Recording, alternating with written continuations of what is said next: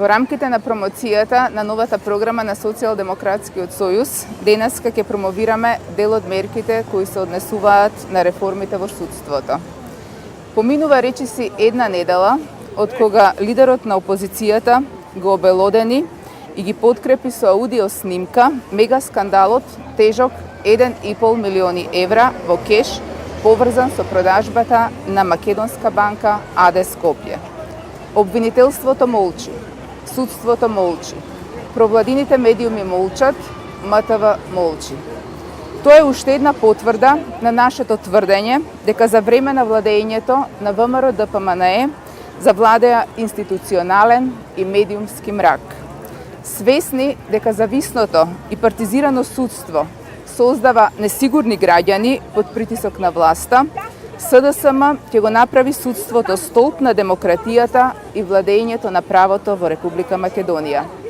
Ќе се бориме за трајно решавање на состојбите во оваа сфера и ќе спроведеме правни и институционални реформи за надминување на актуелната катастрофална состојба во судството.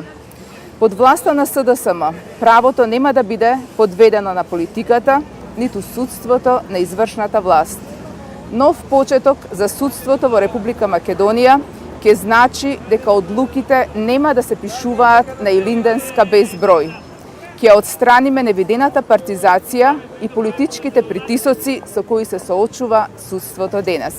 Ќе ги одглавиме граѓаните од лавиринтите на судовите во кои не можат да ги остварат своите права. Судството мора да стане независно, непристрасно и ефикасно. Власта на СДСМ ќе направи сериозни реформи и во јавното обвинителство.